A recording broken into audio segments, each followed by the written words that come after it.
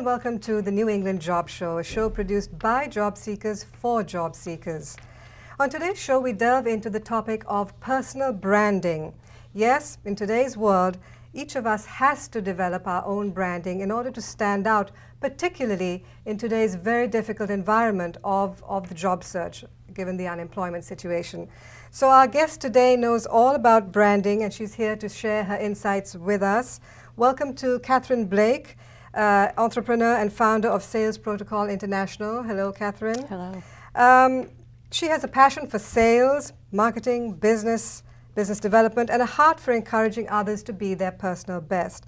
Catherine has over 20 years of sales and marketing experience with Fortune 500 companies, and her assignments have taken her across the globe. She has survived some of the best leadership training on the planet, including, as we just talked about, Catherine, walking across a bed of red-hot coals to establish self-control and focus. Catherine is a Harvard MBA graduate, and she's been recognized by Who's Who in Information Technology. She serves on the board of directors of several nonprofits, as well as being a mentor to young people in business and church and community group efforts. You're a very busy lady, Catherine.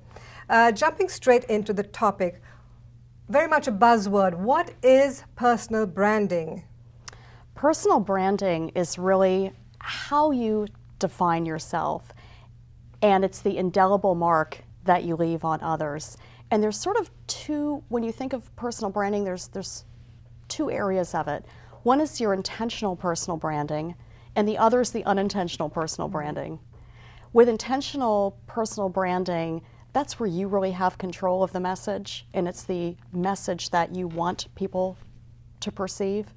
The unintentional is when you walk away. What are they saying? Right. Yeah. And it also made me think that we probably all do have a brand in a way, but we just don't realize it. We're not conscious of it.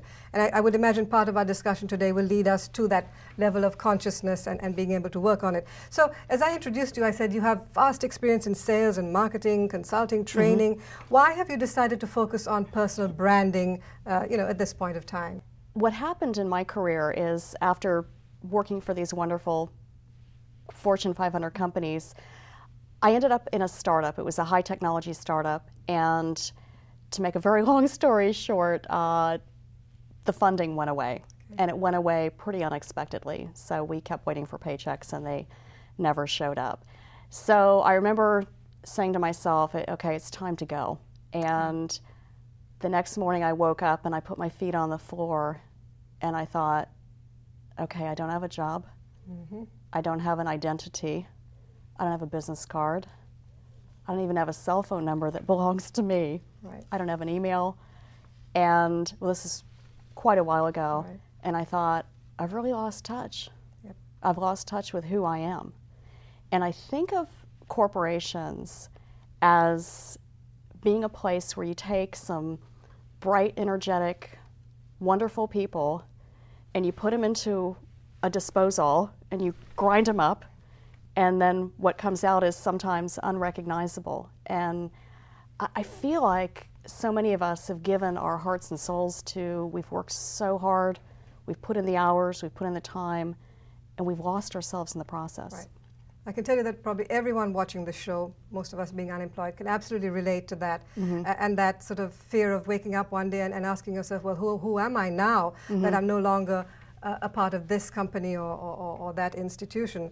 So, so personal branding is a buzzword today. Now there are lots of buzzwords, but in terms of defining yourself and giving yourself a brand, how do you recommend people go about doing that?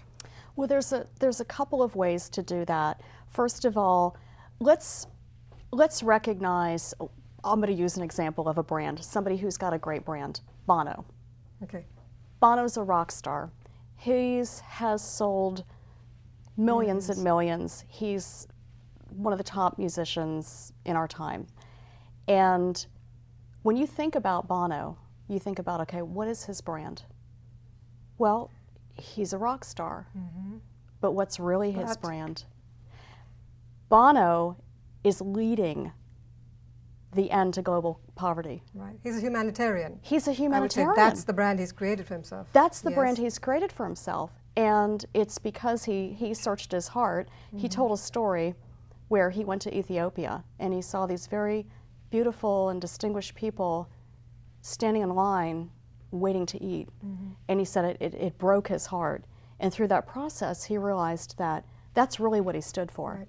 It wasn't about being a rock star, but he used the platform of the stage to send that message. Right.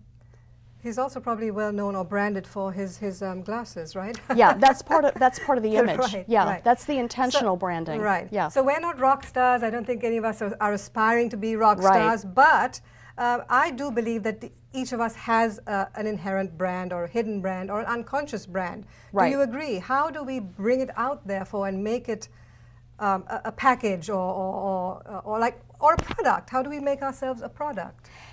The reason why I bring up Bono is I realize that probably most of us won't be rock stars, but to illustrate that Absolutely. there's a platform behind the person. Right. And what we want to all think about is we have a way to market ourselves. Let's just take the resume as one example. So here you are on a sheet of paper, and that's what somebody's looking at, but they're not really getting the brand on that sheet of paper.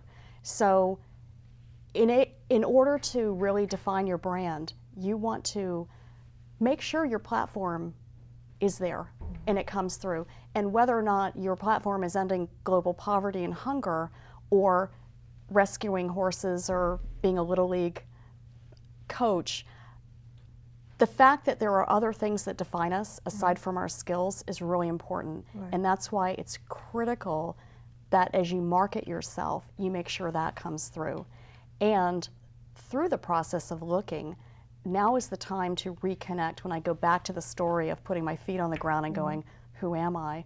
I call that a desert experience, because for about a year, I had to reinvent myself. Right. But I couldn't reinvent myself till I figured out who I was. Right. So it's going back to what are your core strengths? Right. And there's some tools and assessment tools online and books you can read to define those.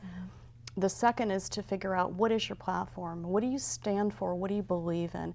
Your core values are going to stem from, or your leadership is going to stem from your core values. So you've got to reconnect with what you really believe in. Right. And that's going to define your leadership, that's going to define your platform, and that's part of your brand.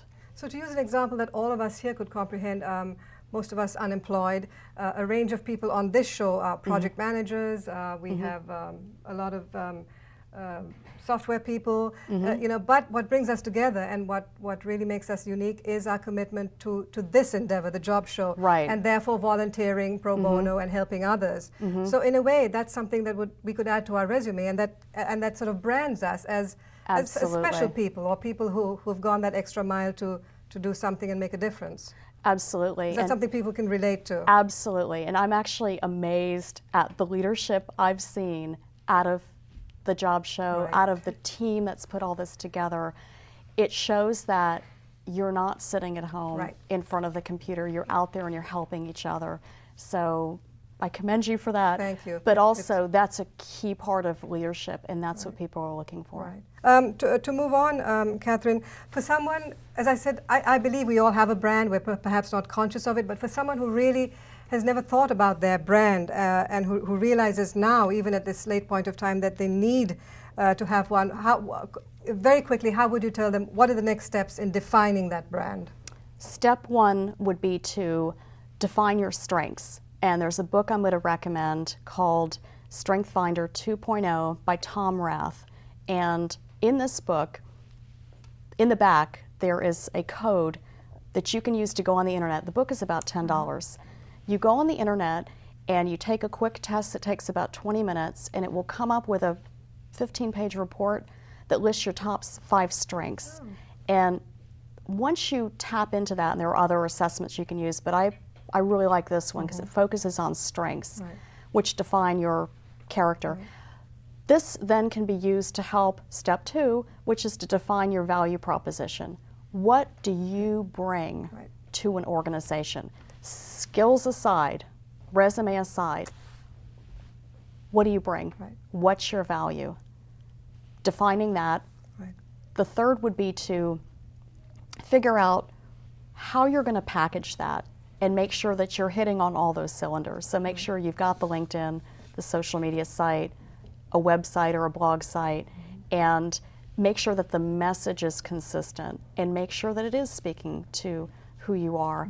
And then finally, get out there and sell yourself. Right, 'cause that's what it's all about. That's right. As an aside, do you believe having a photo on your various sites is a positive or a negative? Absolutely. Yes. You have to Absolutely, have one. yes. Absolutely, yes. And a couple of quick tips on photos. I actually teach a program at the University of New Hampshire for college seniors in the business school. And right now we're going through the online marketing process as part of this program, and everyone's getting a photo. Oh, good. So they're all getting suited up. So no more, college pictures. Exactly, an appropriate photo. An appropriate photo. Right. Yep. So many of us who've been employed, perhaps been employed in one company for a long time, you begin to become a part of the culture of that company, right? And we're out there representing that company, their culture, their beliefs, their logo, their everything. And then you're no longer there, you're on your own, you're perhaps looking for a new job, and you've lost your own identity. So in that scenario, how there are psychological aspects to it as well. How do you find yourself and redefine yourself as your own brand, leaving behind all that you've known before? Part of it is getting back to your defining your strengths, and the assessment will help with that. I think the volunteering is hugely important because what it does is in a volunteer environment, you have to remember no one's being paid. Right. So if you can lead volunteers, it's a huge attribute toward your leadership qualities. Right. If people will follow you without being paid to follow you, that speaks volumes about how you are as a leader. Right. So spending time in leadership in volunteer scenarios, reconnecting, rebuilding your confidence, and then being really clear about what you bring. So what words of advice about how to organize your thoughts, yourself, your approach to finding a job? Do you have any words of advice on that? I'm sure everyone's heard this before, but your full-time job is to find a job. Yep, we know that. So and I'm sure everyone has said that, but it's work.